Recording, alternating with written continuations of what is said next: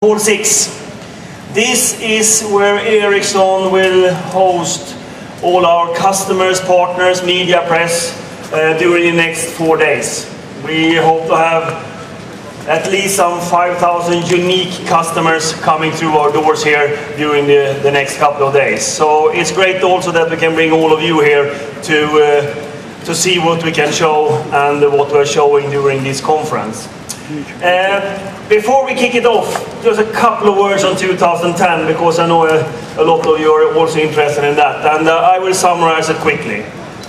2010 was of course a year with a lot of things happening. The first half year of 2010 was slow for Ericsson, and the reason was mainly the slower investment level from operators, basically coming out from the financial crisis. Then in the second quarter, through the third quarter and into the fourth quarter, we had also the shortage of components coming basically from the same event of the financial crisis. We normalized it in the fourth quarter when it comes to supply, but we also said that we have a high demand for mobile broadband products, which means that we have extended lead times on those products. We maintained our profit. We improved the profit if we include the joint ventures, as Sony Ericsson did a huge improvement on their bottom line between 2009 and 10, and we improved our cash flow. So it was a year with a lot of different things. I think the most important, I would say, was that the trends that we talked about. We talked about, if you remember, smartphone, data growth, network modernization, both on BSS, OSS, but also networks. All of that happened a lot. And we saw more connected devices than we ever thought, and more smartphones. All in all, driving something which was the mobile broadband. Mobile broadband was the key driver of last year's business, and you will see a lot about it here and what we believe about it. That leads me in, if I leave 2010 right now, you might come back to it later on. Look outwards. Look the next 10, 20 years of this industry. What this industry will do the next 10 to 20 years, we believe, is the network society. The network society is where everything that benefits from being connected will be connected to the networks. As I said last year, the last 20 years, we have deployed networks all around the world, getting a footprint of mobility and broadband. The next 20 years, we're going to use those networks in a way that we never thought about. That's when we talked about our vision of 50 billion connected devices, for example. But it's not only that. It's also, we're going to see an impact on people, consumers like us, the next 20 years, how we're going to use the networks. It's going to be impact on enterprises, organizations that are going to use the mobility and broadband in another way in order to transform their business. But it's also actually impact on our society. Some of the biggest challenges on earth can actually be addressed with a network society. Things like healthcare, education, CO2 emission. That's what a network society is for me, when we actually transform and using these networks extremely efficiently. The three driving forces for a network society is the mobility, it's the broadband, and the cloud. Those are the three components, and those three together are making the difference in a network society. And I will talk through them one by one, a little bit what we're doing and how they hang together and how they can transform how we use the networks, and our behaviors will change over time. Starting with the mobility, probably the easiest one which we recognized. It took 100 years for 1 billion fixed lines. It took 20 years for 5 billion mobile subscriptions. When we ended 2010 with 5.3 billion mobile subscriptions. It will not end there. We believe that in 2015 it's going to be 7 to 8 billion mobile subscriptions. And for the ones that can count, and I know many of you can, you know it's only going to be some 6.9 billion people on Earth 2015. So yes, it means it's going to be dual subscriptions. We're not counting machine to machine here, but it's going to be dual mobile subscriptions. We have seen the last couple of years a usage of the networks, not only for voice. We, for example, here today are talking about mobile money, the Ericsson mobile money platform, where we actually make the mobile phone to be a bank account. Suddenly addressing 5.3 billion people that has a mobile phone can be able to transmit and receive money.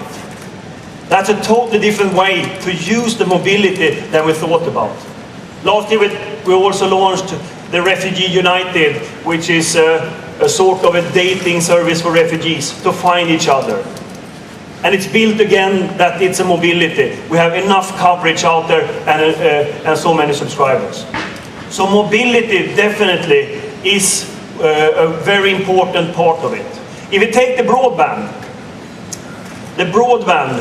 penetration has of course been one of the most important growth factors for operators around the world. Last year we picked up some 124 different studies that have been done worldwide on the impact on society and business of broadband. Two conclusions were crystal clear through all of them, and they're important. For every 1,000 broadband connections, we create 80 new net jobs. For every 1,000 broadband connections. The second is that for every 10% mobile broadband penetration, for broadband penetration, we add 1% sustainable GDP, 1% sustainable GDP.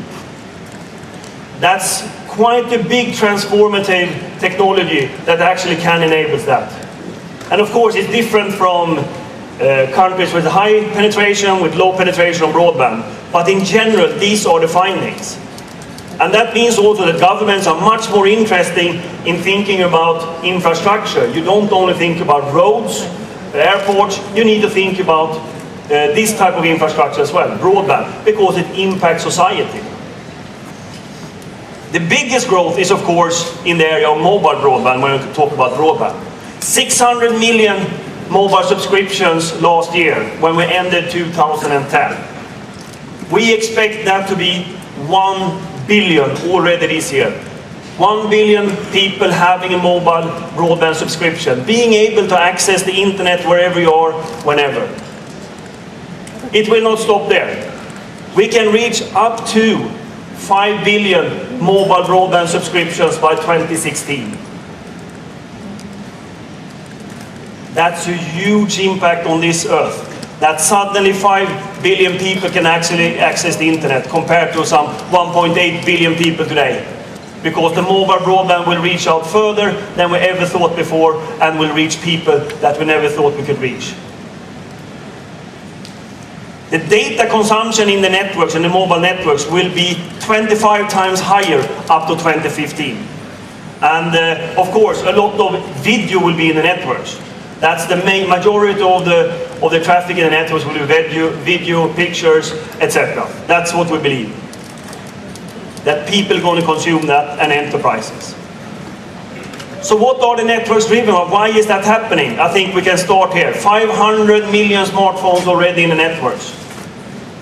If we take sort of the Android-based phones like what Sony Ericsson is doing, and we take the iPhones and call them the smartphones, we would say that 50% of all the traffic on those smartphones are going through Ericsson networks today, because we have a concentration in, for example, US, Japan, and other markets.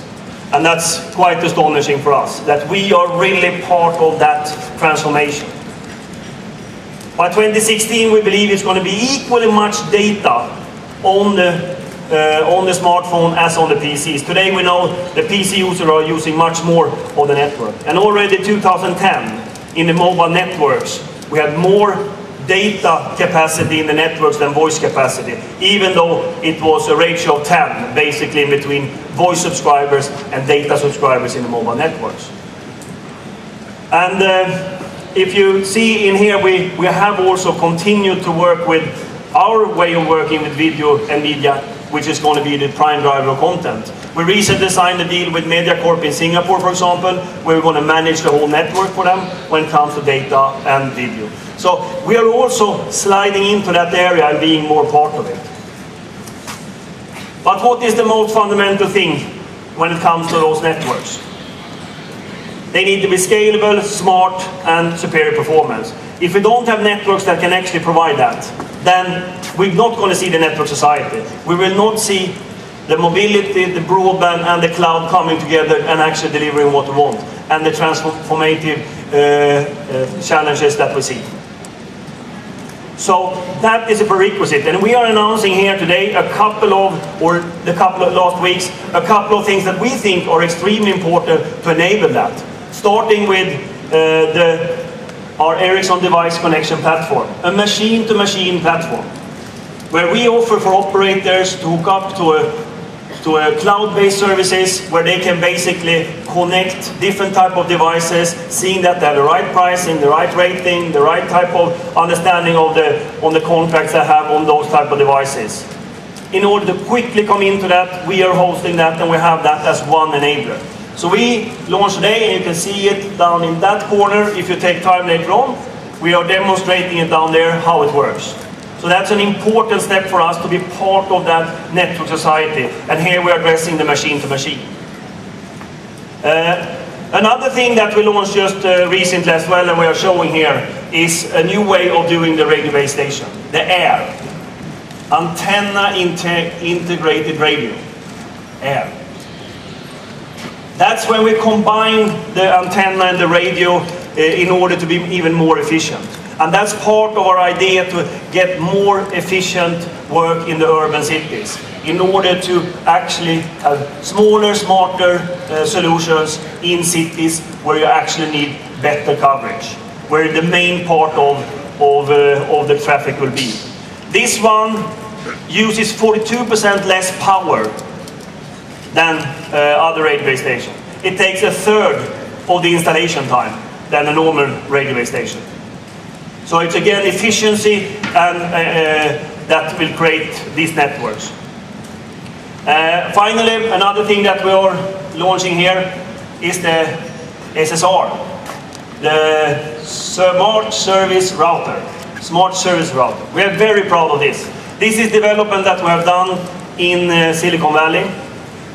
It's not enough in these new networks to only have the radio interface optimized. You need the routing as well. A smart router that can be both scalable, enabled to make large data traffic, but it has to be smart. And this one is really smart. It looks maybe like a coffee machine, but it's brilliant. And it will actually be able to route information to the right place at the right moment in order to make it efficient. So this we definitely believe in Ericsson we're going to have as one of the key solutions for this network society.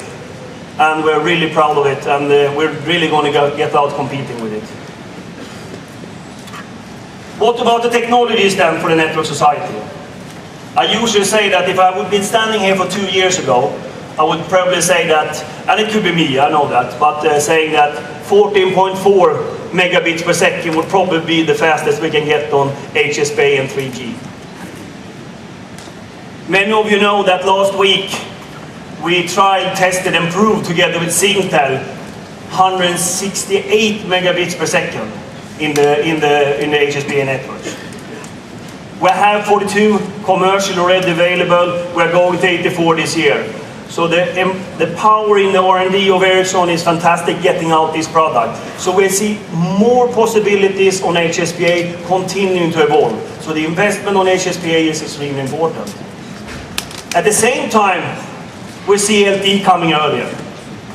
Last year, 16 commercial contracts in 11 countries in 3 continents. That's basically addressing 150 million subscribers worldwide that can have LTE, which of 100 million is with Ericsson.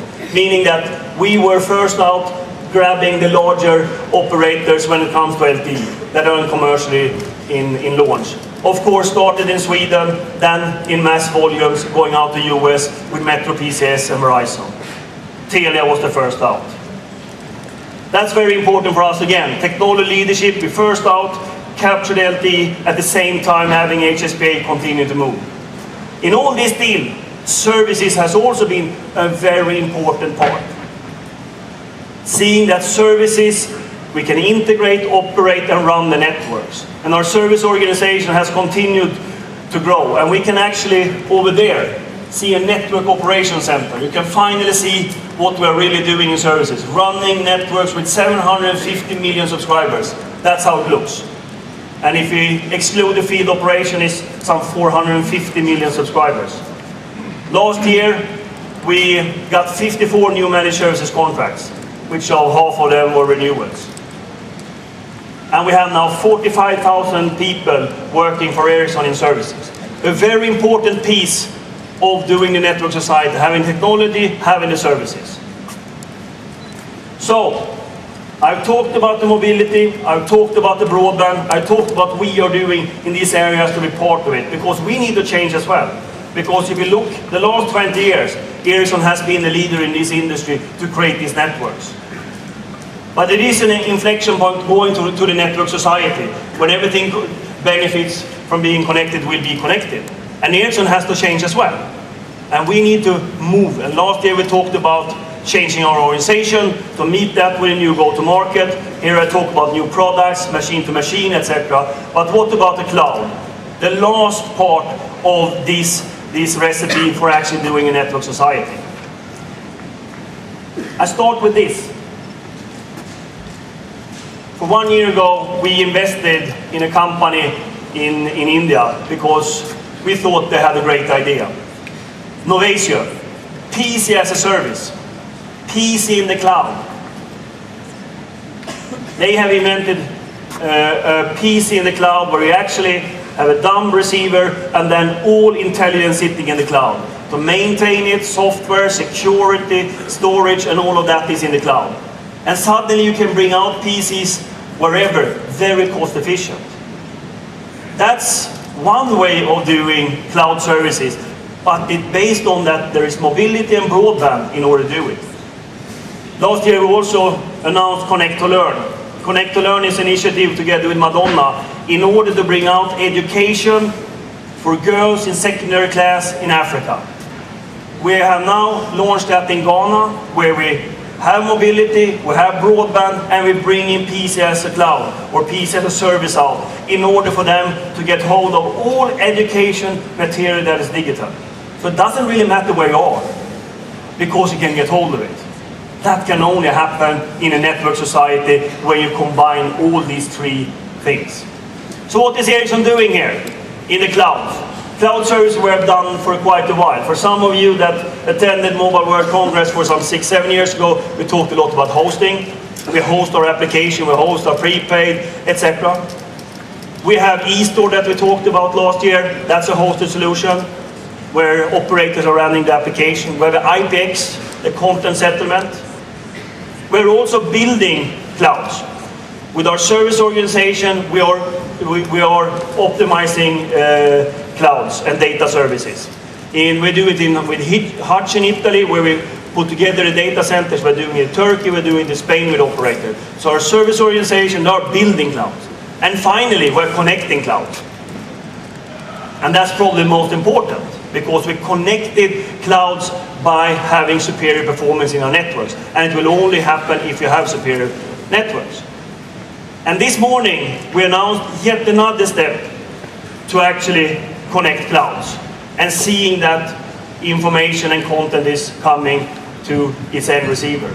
This morning, we announced an exclusive agreement with Akamai, the world's largest content delivery network company, whereby Ericsson, together with Akamai, will actually deliver content to the end user.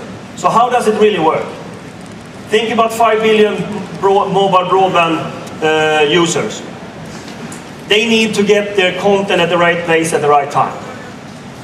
Akamai have all the relationship with the content providers, and Ericsson has made a technical solution with Akamai that actually can provision this, so it's getting faster to the end consumer, regardless of if it's a tablet, a smartphone, a PC, or whatever it is. And it's actually more efficient because we're going to use the content delivery networks. And it's actually what we call a mobile cloud accelerator. Seeing that we have the same experience we have on the fixed networks, we're now bringing on mobility. Because the main part of the access to the internet over time is actually going to be on mobility. Because there's going to be so many more mobile users than fixed users. So we think this is a great partnership where the leader on the content delivery side, together with the leader on mobile broadband, will actually create a solution for delivering this content out to the end users. So I'm proud and happy to have the president of Akamai here, David Kenny, to say a couple of words how we feel about this relationship and what we have launched today. David, please. Thank you. Thank you. Welcome. Thank you. Good morning.